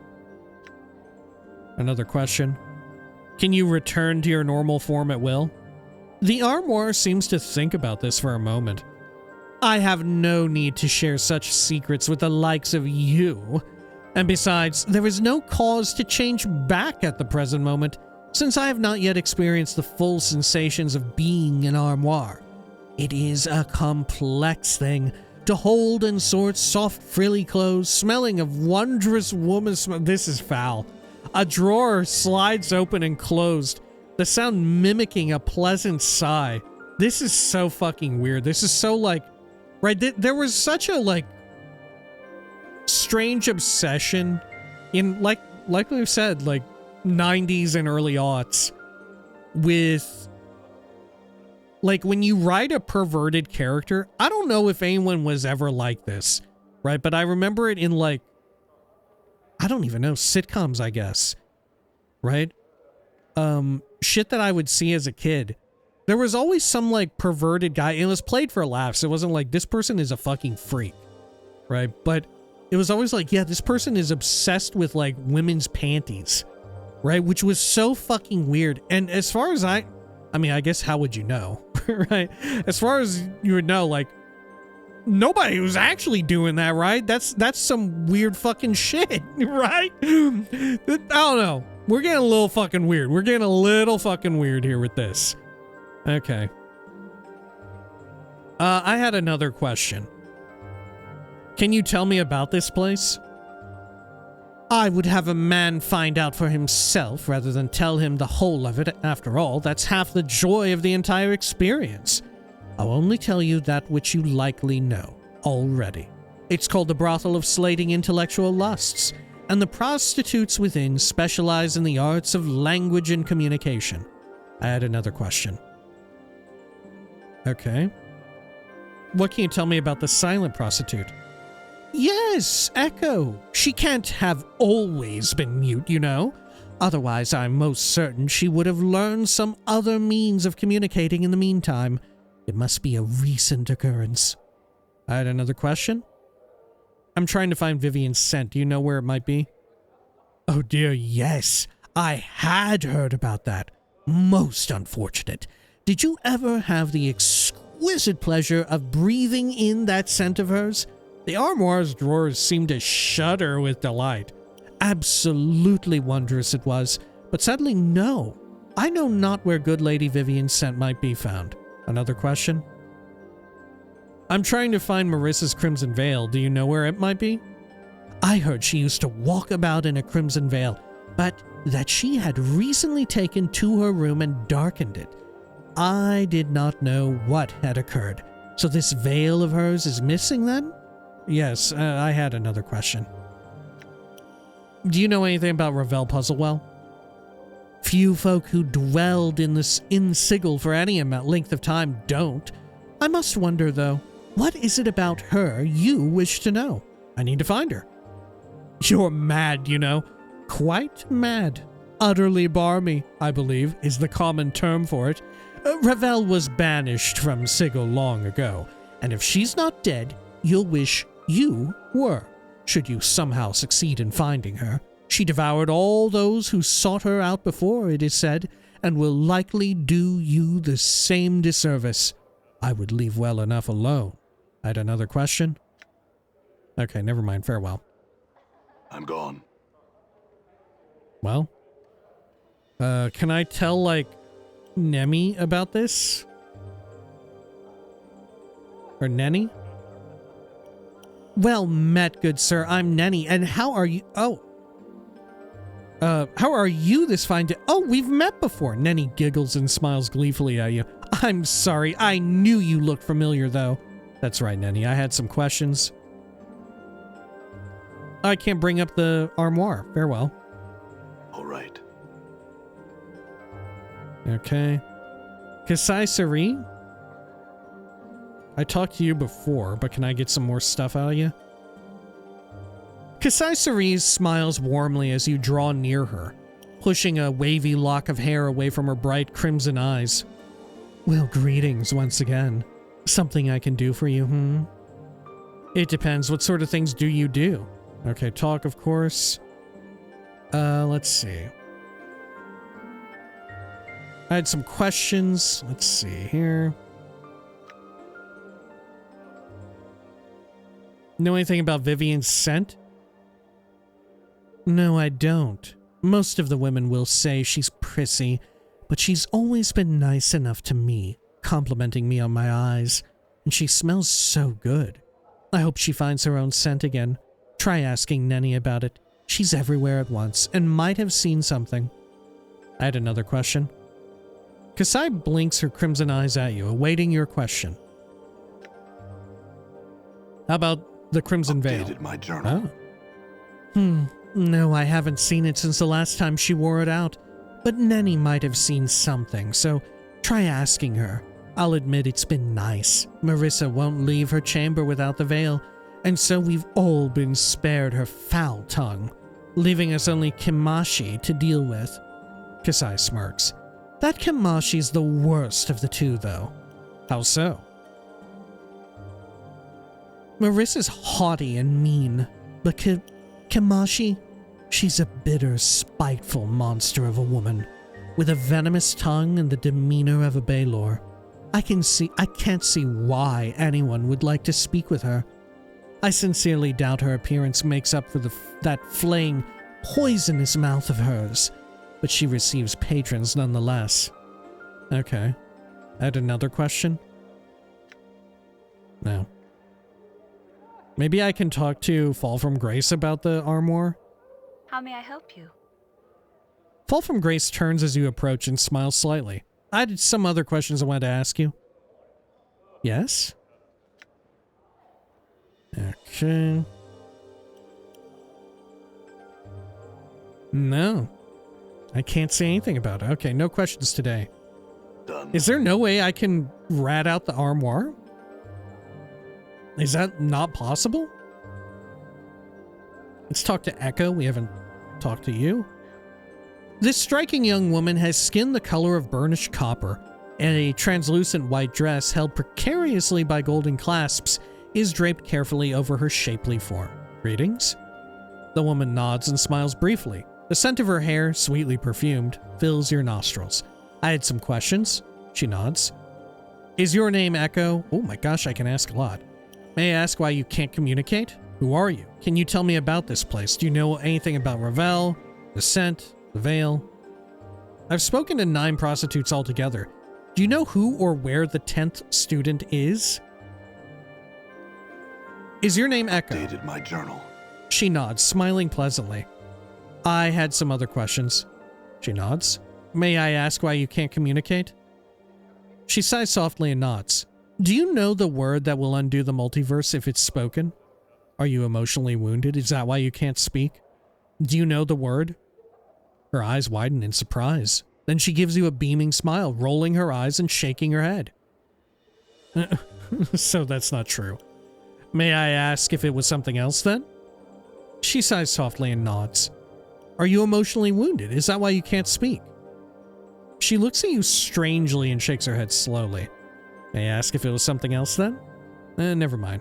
I'll ask you about something else. Can you tell me about this place? She looks at you, then raises an eyebrow. Fair enough. Other questions? How about Ravel? Her eyes flash and she smiles. She nods at you. What do you know of her? My journal. She simply looks at you. I ask why you can't communicate, same as before. Okay, something else. How about Vivian's scent? She shakes her head, shrugging, and gives you an apologetic look. Something else? How about the veil? Same. I've spoken to 9 prostitutes altogether. Do you know who or where the 10th student is? She looks at you puzzled before shaking her head. Other questions? Nah, that's it for now. Done. Okay. I hadn't even been counting how many I spoke with.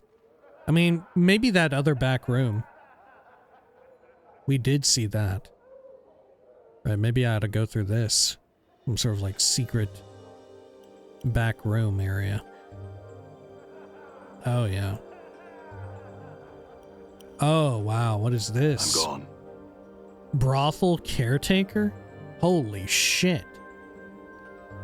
The man looking slightly puzzled, nods as you approach. Greetings, sir. May I ask how you came to be down here? I just came down those stairs through the strange door I found. I'd best work on concealing it a bit better, then. He shrugs and smiles at you. I'm the brothel's caretaker, by the way. You're not supposed to be down here, really, but it's alright if you look about for a bit. I had some questions. He smiles nervously. I really shouldn't even allow you to be down here, let alone be chatting with you. Please, no questions for now. Tell me what this place is, at least. It's where the ladies' sensory stones are kept. They use them as diaries of a sort. You won't be able to use them, if that's what you're thinking. Each of them is attuned to one particular student at the brothel, so that only she may access that stone. That's all I wish to know. Farewell. My journal. Maybe Done. we'll be able to access them. Okay. There's a statue of a massively what was it called? A shockingly voluptuous woman. Okay. So these are just all little rooms with stones. Okay. Very purple and silver white. Okay. Who is this? Can I click on this or anything? I don't think so. Oh, they're very color-coded. Okay.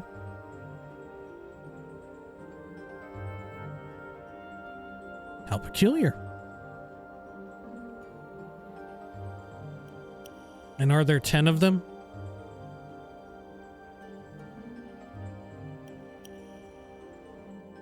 Let's see. 1, 2, 3, 4, 5, 6, 7, 8, 9, 10. There are 10. There is a secret prostitute then. Juliet's, Nenny's, Echo's, Vivian, Marissa, Kasai, Delora, Kimashi, Eves. 2, 4, 6, 8, 9. And number 10 is the one with the armoire.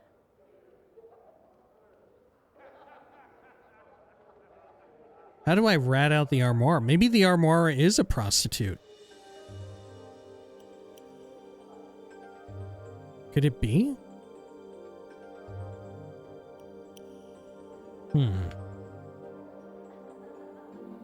This is Louis, the talking armoire. I had some questions, Louis. Yes. Okay. I've spoken to 9 prostitutes altogether. Do you know who or where the 10th is? There is no 10th student. What is this rubbish you speak of? Never mind, I had another question. Unless the 10th one is Fall from Grace somehow.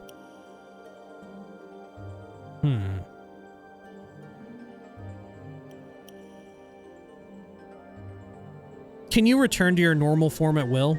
Another question. Why are you being an armoire? All the women know about this. I'll need something from you to keep quiet about this one. Very well, Posh. Open the 3rd drawer, you scalawag. As you reach your hand into the drawer, it slams shut on your fingers with great force. Searing pain races through your hand as you withdraw your battered fingers. Ha ha! Cretin! Idiot! Open the drawer, I said, and you reach in. He slams his drawer again for emphasis, then begins shaking with laughter. I'm going to tell them right now. I'm going to chop you up for kindling. Very amusing. I had some questions, Louis. I'm going to tell them. First, I would tell you this one thing. I have been popping in and out of the brothel for a good long time. I'm quite knowledgeable regarding both its occupants and their activities. I assure you that talking about me is utterly worthless. Not only will you lose me as a potential source of information, but I'll simply disappear before someone comes to investigate your claims, leaving you looking the fool. Maybe I'll just chop you up for kindling then. Yeah, maybe I'll kill you. You'll do nothing of the sort. Why, even the most common of men knows that one cannot commit an act of violence within the brothel. you'll simply be cast out. And even if that were not the case, I assure you my command of the art is quite impressive then. Fine then. I'll just go tell them. Okay, I see. Farewell. I'm gone. So I literally can't tell them about this fucked up armoire? Okay. Hello? Kazai? Maybe now I can? I have some questions. Did you know about the armoire?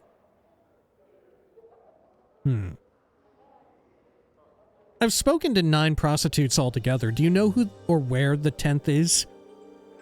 The 10th? Kasai purses her lips, tapping her foot as she thinks. No, there's only 9 of us. There's always 9 prostitutes, unless Mistress Grace has made some recent changes I don't know about. All right, farewell. Done. Okay, let's go talk with, what's her name over here? Kizmashi. Oh, it's you again. Just can't get enough of me, huh? I have some questions. She looks annoyed. Fine, whatever, ask. Okay. I was told you were seen sneaking away from Marissa's chambers recently. Is that connected with her missing veil somehow? Kimashi flies into a rage. Who told you that? She suddenly falls silent, glaring at you through narrowed eyes. If I was there, Burke, I didn't take her filthy veil. Search my room if you'd like. I catch you sniffing at my britches, though. I'll see if you're ever allowed in here again. Why would anyone ever sniff at your britches? Updated my journal. Beats me. Someone's nicked more than a few pair of them, though. My favorite leather brassiere, too. With the iron studs, she humps angrily. I had another question. It's the fucking armoire, dude. Okay. Let's see. What can you tell me about the silent prostitute? What, that Echo chit? Don't know anything about her. Don't talk to the girl. I mean, why? Not like she can talk back. Ask Frigid Delora about her. I think I saw her playing Go with an old crush of Echo's back when she could talk. Okay. Do you know where the 10th student is? Yes, she's hiding under my bed. Go ahead. Get down on all fours and check. I shan't kick you, really. Get down on your hands and knees and check. We'll entertain this. As you look beneath Kimashi's bed, nothing's there, of course. You become aware of her standing behind you. I couldn't. It's just too easy. Get up, you poor stupid debtor. There is no 10th student. Farewell. I'm gone. I bet there's a 10th one. Okay, let's confront, who was it, Marissa? About the other one? There's Delora. Well, I guess we could talk to Delora again. Hello? Delora's eyes flash as she sees you. Did you find him? Has he agreed to return the keys to my heart? No, not yet. Farewell. Oh, I need to do that before I can even talk to her again. Okay. Which is probably outside of the confines of the brothel. So was Marissa... Oh, Marissa is gone? How is Marissa... Oh, no, there she is. Hello, Marissa? Marissa's cold, cruel voice hisses from out of the darkness. It returns. You have a reason for coming this time, I trust? Or just more of your pointless questions? More pointless questions, Marissa? Ask. Okay. I was told you were seen sneaking away from Vivian's chambers recently. Is that connected with her missing scent somehow? Updated my journal. Marissa says nothing, though an angry hissing issue from the darkness around her. Yes, I've been known to creep into Vivian's chamber for some of her perfumes, though I doubt you'll meet another here who hasn't. If you're implying that I've got her personal scent, well, feel free to sniff around. You'll not find it on me or in my chambers, I assure you. Perhaps whoever took my crimson veil took Vivian's scent as well. Okay, I had another question.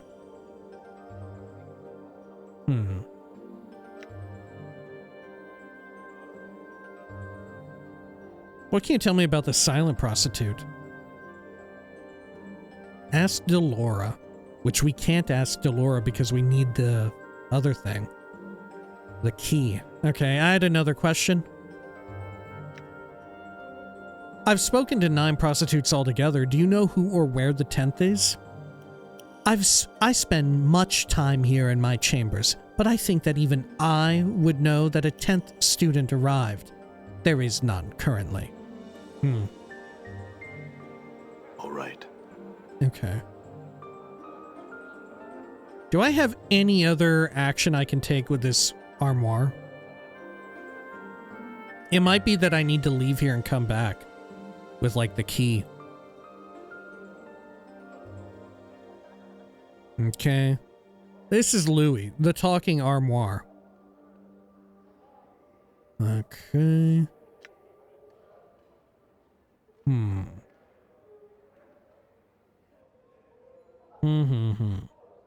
I don't have any other course of action I can take. Okay. Maybe I could also go over to the Sensate building and solve something there. Can I talk to Fall from Grace about any of this? How may I help you? Other questions? I spoke to 9 of the students as you asked, but I could not find the 10th. And you could not find the 10th student. How curious. I'm thinking the 10th student is me, in which case I have spoken to all of them. I think Louis is the 10th student, in his own way. Can you tell me where the 10th student might be found? Perhaps I overlooked one. Can I ask you some questions instead? I think Louis is the 10th one. She nods. Very well. And your thoughts? You and I should leave this place and explore the plains. There's nothing more for either one of us to explore here. I've learned what it means to aspire to be a sensate, and that it is better to go in search of experience rather than have it come here. Louis is in serious need of a carpenter to trim that libido of his.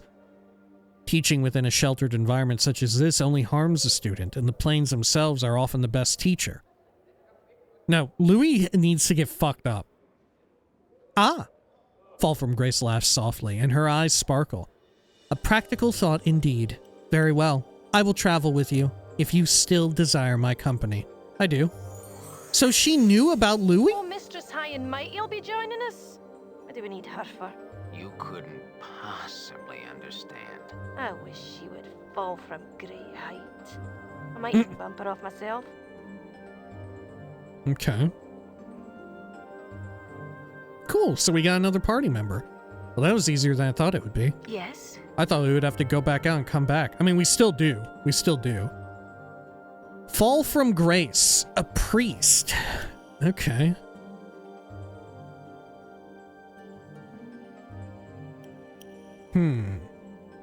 Faction. Yeah, you're a sensate. Motto.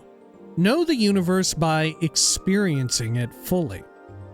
The senses form the path to truth, where the multiverse doesn't exist beyond what can be sensed. Lawful neutral. Okay.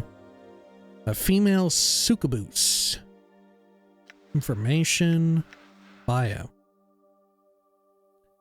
My past is not a long one, at least by Tanaree standards.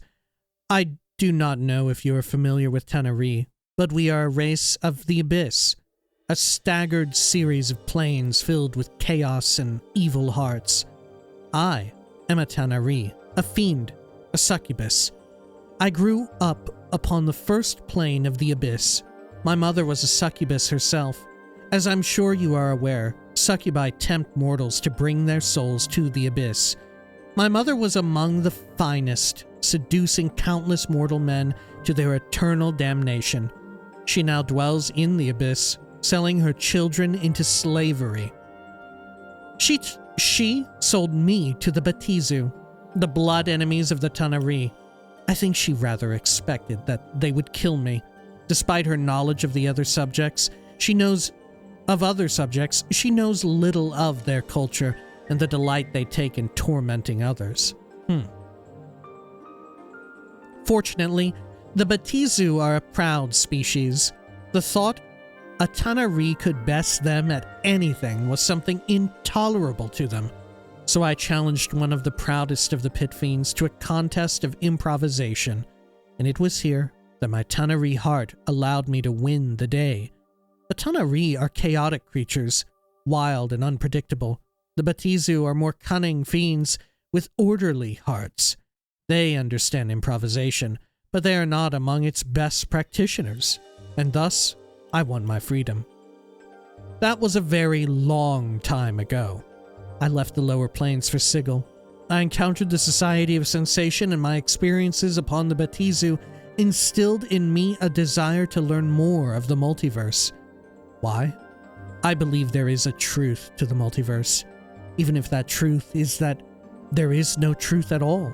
I believe that the planes are meant to be experienced, and the more one experiences in traveling, in joy, in pain, in merriment, or in suffering, the more the multiverse reveals itself to you, and the more you are revealed to yourself.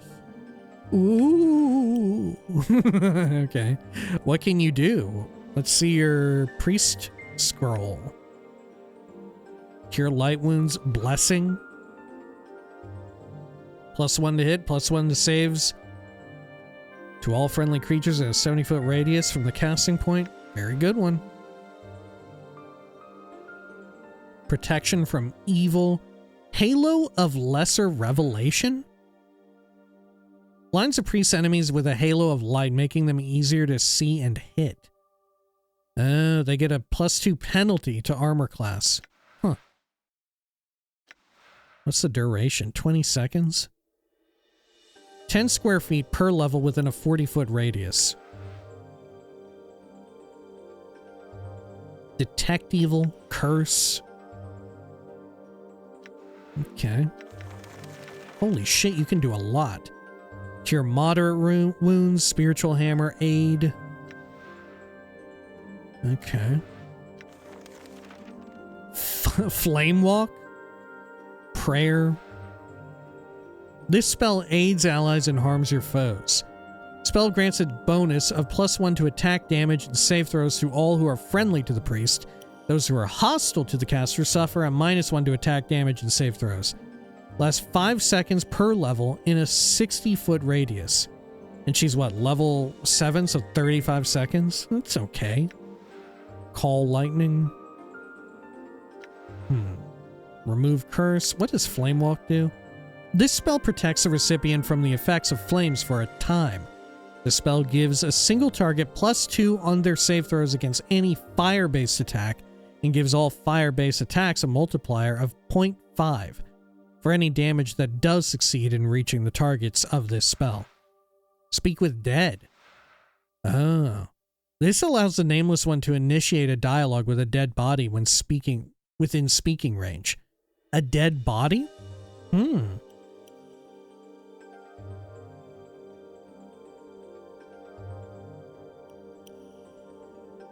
Is that just me? It lets me do it, even if she casts it?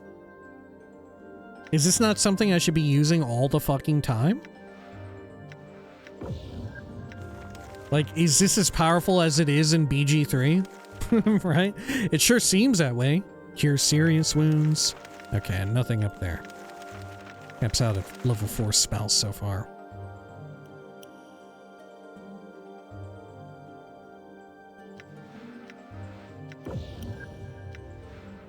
Okay. See, I feel like the healing isn't that necessary at all.